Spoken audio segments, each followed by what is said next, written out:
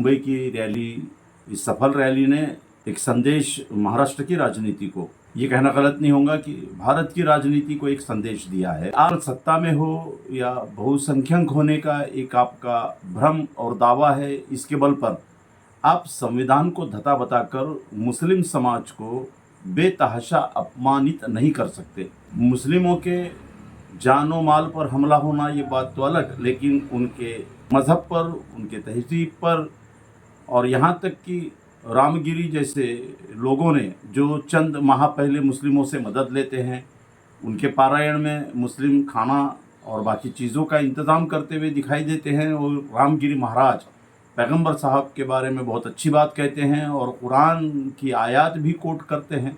धर्मांध राजनीति और उस राजनीति का बेस मुस्लिम विरोध और आने वाले चुनाव को देखते हुए पैगंबर मोहम्मद साहब के बारे में अपमानजनक टिप्पणी करते हैं।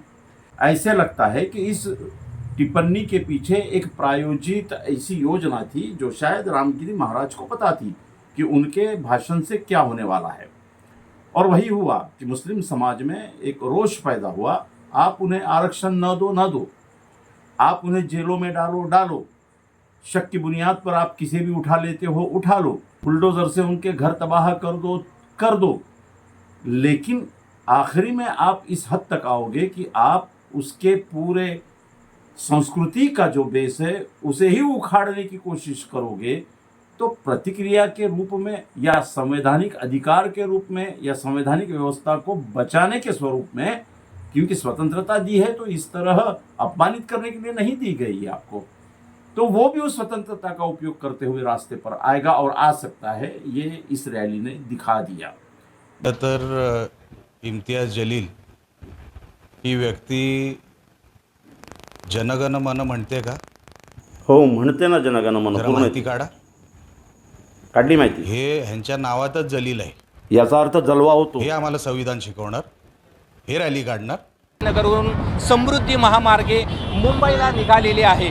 मुंबईचे पोलीस आयुक्त, डीजी आणि मुख्यमंत्री यांना संविधानाची प्रत देण्यासाठी ते या ठिकाणी मुंबईला निघालेले आहेत। आपल्या ये सारी धर्मांध ताकतों को भी दिखाया कि आखिरी में आप करो या मरो वाली स्थिति लाएंगे तो मुस्लिम समाज संवैधानिक व्यवस्था को हाथ में लेकर मैदान में आएगा। एक ख़ास बात ये रही कि रामगिरी महाराज के वक्तव्य के बाद मुख्यमंत्री शिंदे फौरन पहुंच गए और कहते हैं उनके बाजू में बैठकर कि हम इनके बाल को भी धक्का नहीं लगने देंगे। और उसके बाद में छोटा सा आमदार नीतीश राणे, छोटा सा मैं इसलिए कह रहा हूँ कि 288 में एक है, उनके हाइट के बारे में नहीं कह रहा हूँ, वो तो एनडीए का प्रॉब्लम, वो तो डीएनए का प्रॉब्लम हो सकता है।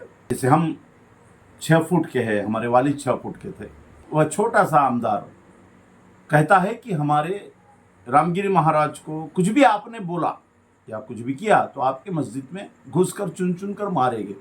एक अपमान, उसके बाद में सीधे सीधे अस्तित्व को ही, मतलब हम है या नहीं इस महाराष्ट्र में, हमारा कोई वजूद है या नहीं, आप हर क्षेत्र से हमें नकार रहे हो, हम अपने बल पर खड़े हो रहे, आप बैंकों से नकार रहे हो, हम अपने बल पर खड़े हो रहे, आप कॉलोनीज़ में हमें मकान नहीं देते, हमने अपनी कॉलोनियाँ बनाई हैं, आप हर जगह हमें नकारते हो, उसके बावजूद भी बड़े संयम से, बड़ी सहिष्णुता से हम अपने कदमों पर खड़े होकर किसी को न लूटते हुए, किसी भी गरीब हिंदू का हक न मारते हुए, किसी भी पिछड़े का हक न मारते हुए हम आगे बढ़ने की कोशिश करते हैं। तो आप इस तरह से अपमानित करके हमें बेतहाशा सर को झुकाकर चलने का हुक्म नहीं दे सकते। इन लोगों पर कार्रवाई हो, ये बार बार कहा गया। और ये रैली एमआईएम की नहीं थी। लाखों की तादाद में जो आए महाराष्ट्र से मुसलमान, वो एमआईएम के सिर्फ और सिर्फ एमआईएम के नहीं थे, अनेक संगठनों के लोग थे। कई लोग तो पर्दे के पीछे ऐसे थे कि जो एमआईएम को पसंद नहीं करते थे, लेकिन इस वक्त उन लोगों ने गाड़ियां भेजी, और केवल मुस्लिम ही नहीं, नॉन मुस्लिमों ने भी गाड़ियां भेजी। क्योंकि नॉन मुस्लिम जो हिंदू समझदार है वो भी समझ रहा है कि किस खतरे की तरफ ये इस महाराष्ट्र की राजनीति को ले जा रहे हैं। वे चाह रहे हैं कि मुसलमान बड़ी आक्रामकता से गालियां बकता हुआ आ जाए और हिंदू मुस्लिम दंगा हो जाए, और फिर यही लोग अपने मीडिया और बाकी सारी बातों को पकड़ के कह दे कि देखो ये कितने खतरनाक है मुसलमान। लेकिन इस रैली ने बड़ा गजब का काम किया कि सबके हाथ में तिरंगा था। ये उन्होंने उम्मीद नहीं की थी, इसलिए नीतीश राणे के बड़े भाई का इंटरव्यू देख रहा था, वो कहते हैं कि इनके हाथ में तिरंगा अच्छा नहीं लगता। अब तुम्हारे जबान में तो तिरंगा नहीं है, लेकिन मुस्लिमों के हाथ में तिरंगा था, और कहा कि ये रैली निकालेंगे, इनकी क्या औकात है। तो दिखा दी निकाल के रैली, ये हमें संविधान बताएंगे।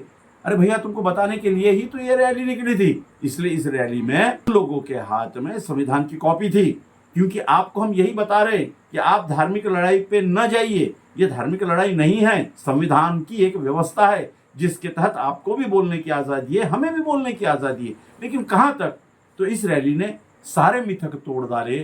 सोशल मीडिया पे देखता हूँ कि कुछ लोगों ने इम्पोज किया है रैली में नारे लगाते हुए लोगों के वीडियो को, उसमें इम्पोज किया, उसमें फैब्रिकेट किया गलत गलत नारे। ये तो वो JNU के केस में भी हुआ था। गलत नारे डालकर भी ये कुछ नहीं कर पाए, क्योंकि अचलपुर में इस रैली का असर ऐसे हुआ। मराठा सेवा संघ, संभाजी ब्रिगेड, रयत सामाजिक संस्था, शेतकरी संगठना, ऐसे हजारों संगठनाएं मैदान में उतरी, क्योंकि 29 तारीख को इसी छोटे से आमदार नीतीश राणे की सभा थी जो भाजपा ने आयोजित की थी। SDO के पास में ये सब गए और साफ कहा कि ये रैली यहाँ नहीं होनी चाहिए, क्योंकि अचलपुर एक ऐतिहासिक शहर है और यहाँ पे हिंदू मुस्लिम एकता में रहते हैं। हमारा कोई भी आपस में टकराव नहीं है, ये आएगा टकराव पैदा करेगा, क्योंकि इसका रिकॉर्ड है। ये दबाव मुस्लिमों को बाजू में रखकर नॉन मुस्लिमों ने इतना बढ़ाया कि आखिर में प्रशासन को 29 तारीख की सभा रद्द कर दी गई। इनका गणित ये था कि हिंदू इकट्ठा आ जाएगा, वोट बैंक बन जाएगा। ये भी मिथक इस वक्त मेरे हिंदू भाइयों ने तोड़ डाला, क्योंकि करोड़ों लाखों हिंदुओं ने इस बात को पसंद ही नहीं किया। और जो कुछ चल रहा है, एक तरफा मुसलमानों के खिलाफ हमला, उनसे व्यापार मत करो, उनसे व्यवहार मत करो, हरे सांप से लेकर क्या क्या नहीं कह रहा है वो छोटा सा आमदार, लेकिन कोई कार्रवाई नहीं होती है।